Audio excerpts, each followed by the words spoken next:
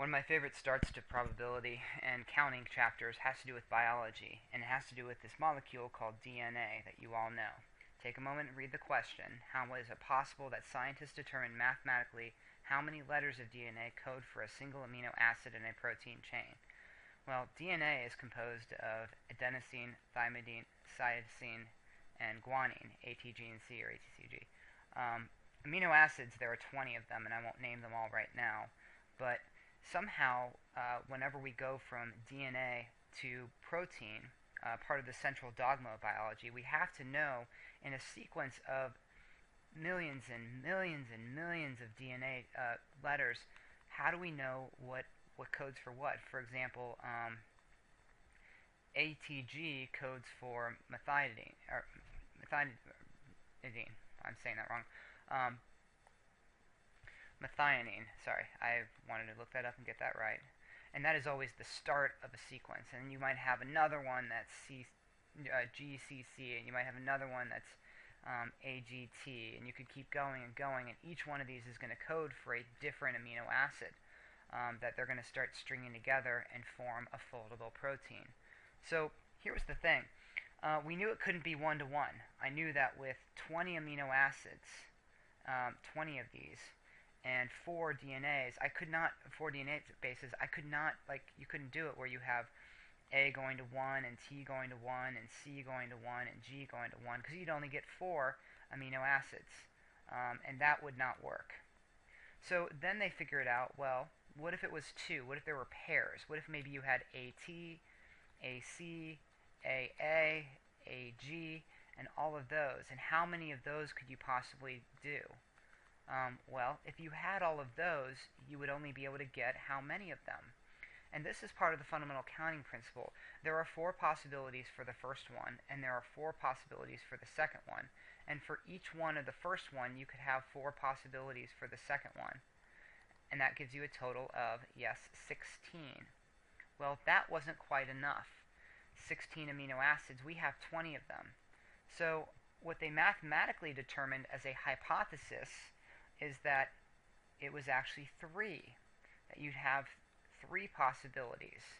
You'd have all the ones that start with an A, you have all the ones that start with a T, with a G, with a C, and if you continued on those, since in the first slot you have 4 possibilities, and in the second slot you have 4 possibilities, and in the third slot you have 4 possibilities, then the total would have to be 4 times 4 times 4, or 4 to the third power, or 64.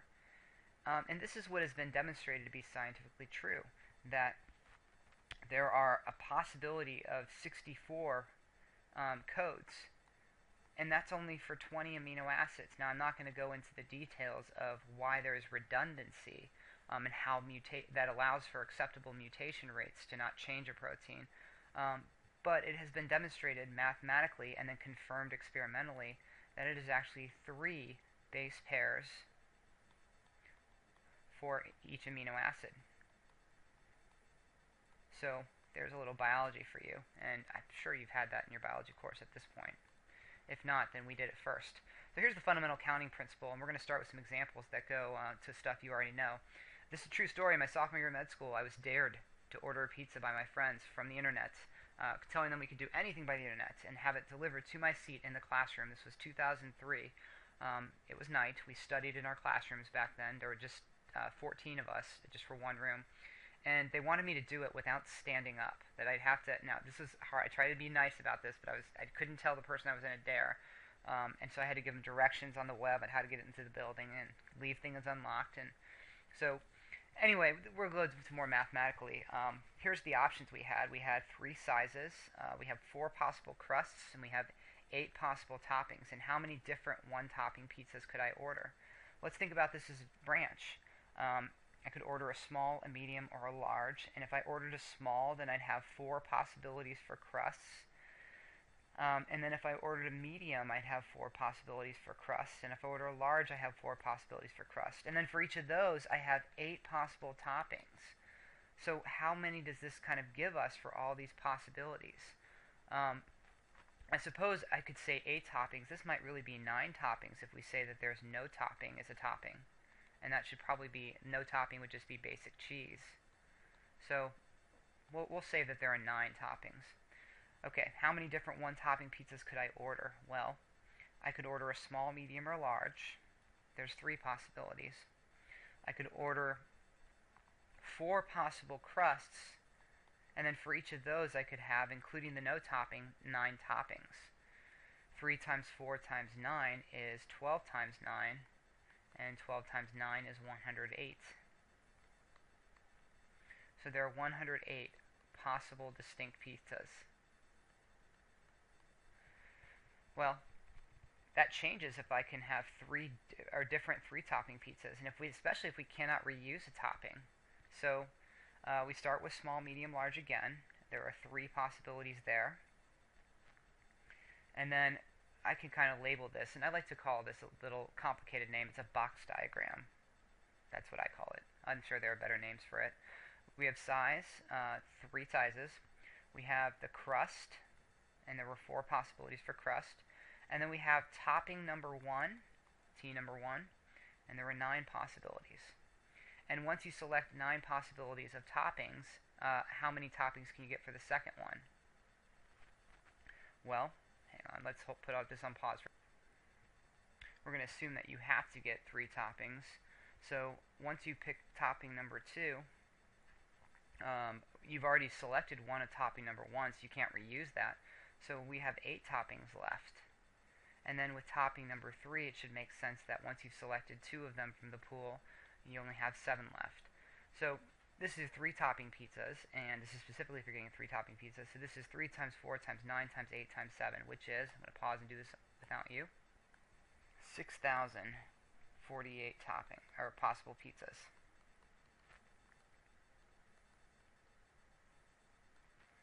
Let's try another example. How many even 2-digit positive integers less than 60 are there? So if there's even 2-digit positive integers less than 60, basically I can take the number 60 and I can say, well, I actually want to have 2-digit integers, so I'm going to do a box diagram to represent the tens digit. I'm going to do a box to represent the ones digit. And I'm going to think of how many possibilities there are for the tens digit. The tens digit, if it's less than 60, could be 5, it could be 4, it could be 3, it could be 2, it could be 1, or it could be 0 if I want to think of the numbers in between 0 and 10. So there are 6 possibilities there. Then the ones digit could be 2, 4, 6, 8, or 0 to be even. So there are 5 possibilities there. And if I multiply them out, I get 30. Now, let's just think a little check. Is this all the possibilities? Do I have 58 in there? Yes. What about the first digit, first one, the smallest one? The smallest one would be 2 because it says positive integers. It doesn't say non-negative. So we have to make sure we're not including 0. And actually we do include 0. I have 0 for the tens digit and 0 for the ones digit. So I'm going to have to subtract 1 possibility.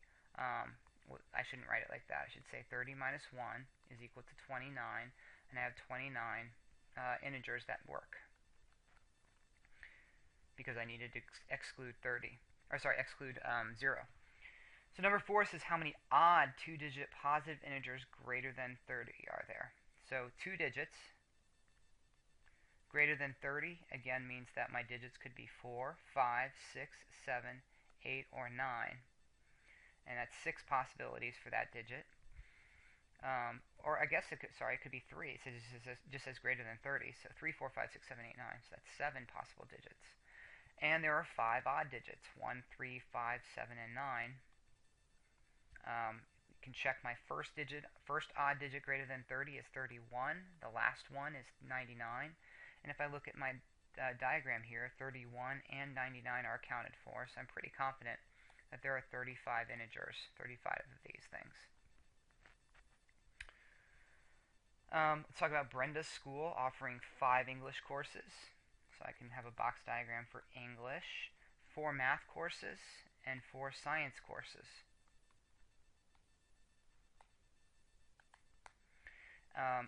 And she wants to take 1 of each. So really this is kind of like an easy, we just have a 3-class schedule. 5 possible English courses, 4 possible math courses, and 4 possible science courses. And if we multiply these together, 5 times 4 times 4 is 80, so there are 80 possible schedules.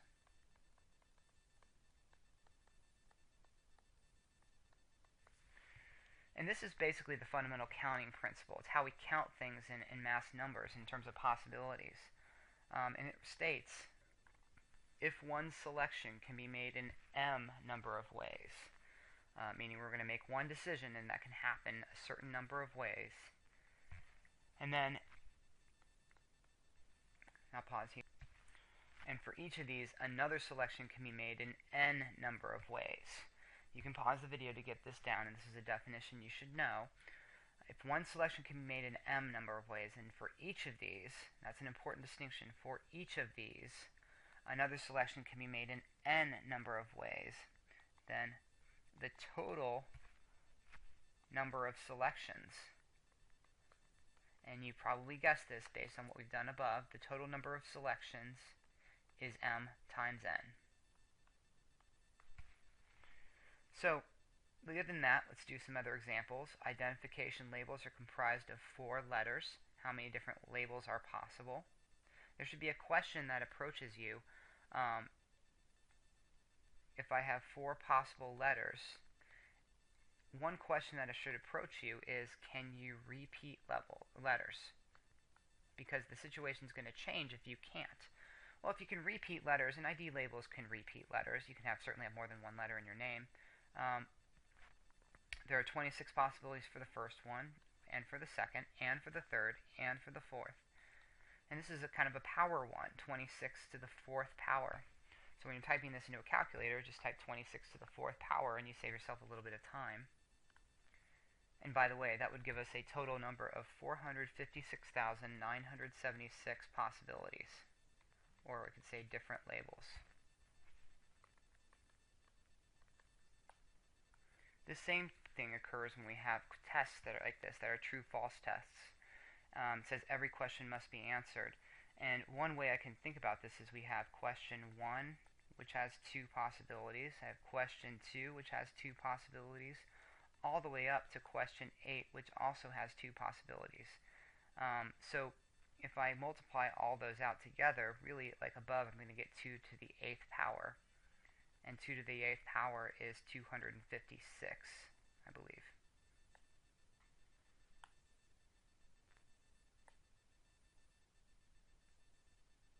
Okay, 256.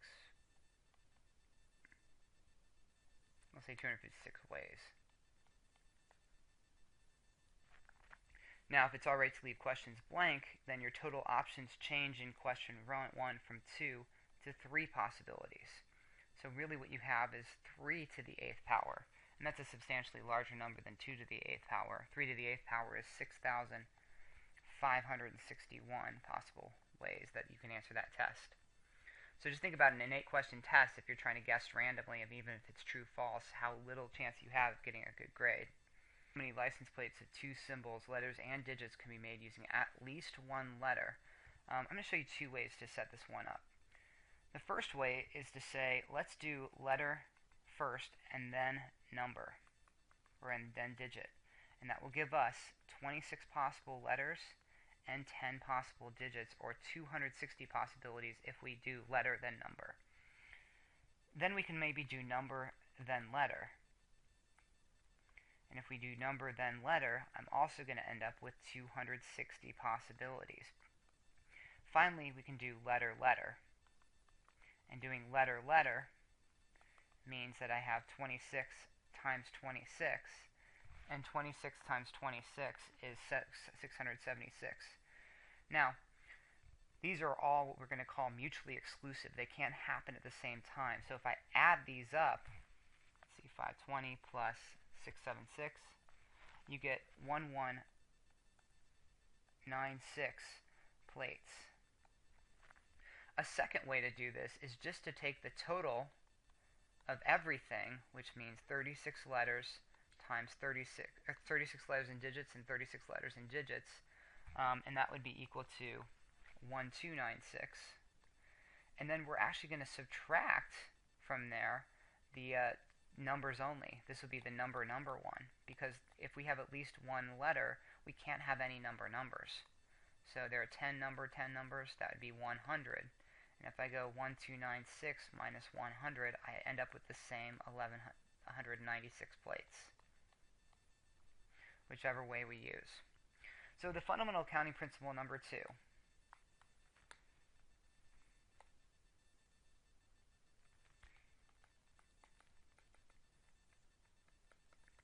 If the possibilities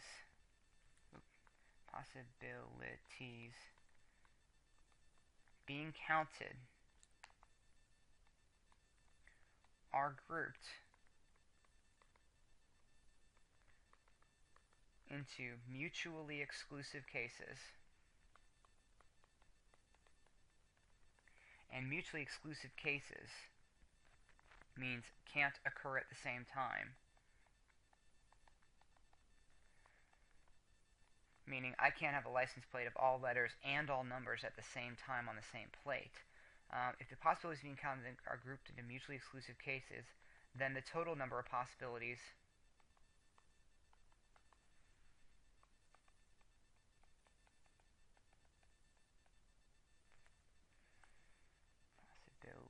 sorry, I'm getting a little brain dead today, is the sum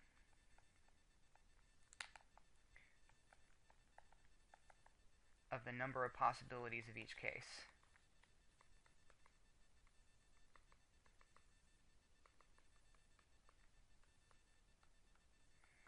Basically, think mutually exclusive means add. How many multiples of 4 less than 1,000 can be formed from the digits 2, 4, and 8? Multiples of 4 less than 1,000. So if we're going to go 2, 4, and 8, well, multiples of 4, if you want to be a multiple of 4, that means that the last 2 digits must be a multiple of 4. Now, this one's more efficient not to do a box diagram. If we look at just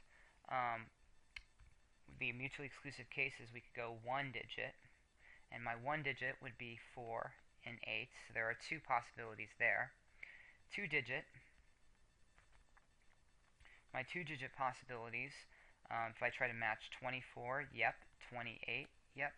42 is not a multiple of 4, but 48 is.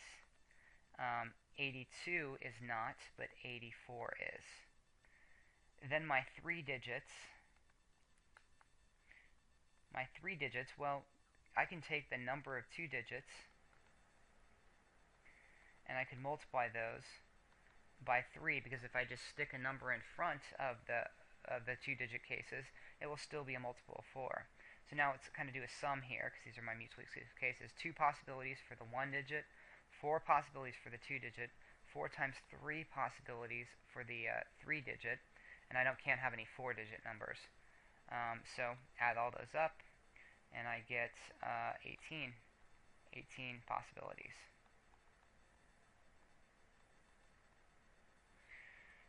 Next, how many odd numbers between 10 and 100 start and end with the same digit? Well, if you're 10 and 1,000. If you're between 10 and 1,000, we can go 2-digit cases. So 2-digit cases. If we start and end with the same digit, let's do a box diagram here. Think about it, starting and ending with the same digit. Well, for odd, we have 5 possibilities for the ones. But once we make that selection, I only have 1 possibility for the tens, because it's going to have to be the same possibility. Or another way to think about this, there are 5 cases, and those 5 cases are 11, 33, 55, 77, and 99. Now my 3-digit numbers, starting and ending, if I take those and I split them up into ones and 100s place, then my ones, I still have 5 possibilities, 1, 3, 5, 7, and 9. My hundreds, I only have 1 possibility once you've picked the ones. But the 1 in the middle could be any of the 10 digits. So there are 50 of them, and you can think about what those are. And then if I add 2-digit possibilities and 3-digit possibilities, I have 55 possibilities. The last one here has to do with how many license plates of 4 symbols, letters and digits, can be made using at least 1 letter. Well, again, I'm going to show you 2 different ways to do this, using at least 1 letter. Let's do 1 letter. If I do 1 letter, I could put that 1 letter into the first spot, meaning that I have numbers in the next spots, 10, 10, and 10. But I could shuffle that around to 4 different places. I could take the number or the letter and put it here, here, or here. So I'm going to multiply this by the 4 possible places that it could go, and that's equal to 104,000. Now let's do 2 letters. 26 in the first one, 26 in the second one, 10 in the third, and 10 in the fourth. Now how many ways can I take 2 letters and shuffle those around? Because these are the number of ways if I have the letters in the first 2 spots. But it could also be the first and the third. It could also be the first and the fourth. It could also be the second and the third, or the second and the fourth, or the third and the fourth. There are 6 possible places that could happen. And if I multiply that out, that's equal to 405,600. I'll kind of list these out just so you can see them. It could be letter, letter, number, number, letter, number, letter, number, letter, number, number, letter, number, letter, letter, number, number, letter, number, letter, or number, number, letter, letter. And that's all 6 of them. For 3 letters, oops, let's put it right here. 3 letters, if I put the 3 letters in the first spots, it could be 26, 26, 26, and 10. And it should make sense that there are 4 possible ways to do that because of the number of ways to put the 10 in different places. Don't look at the 26s, just look at the 10. And those 4 places would give me a sum total of 703,040. And finally, 4 letters just means all 26s, 26 to the 4th power. There's only one way to do that,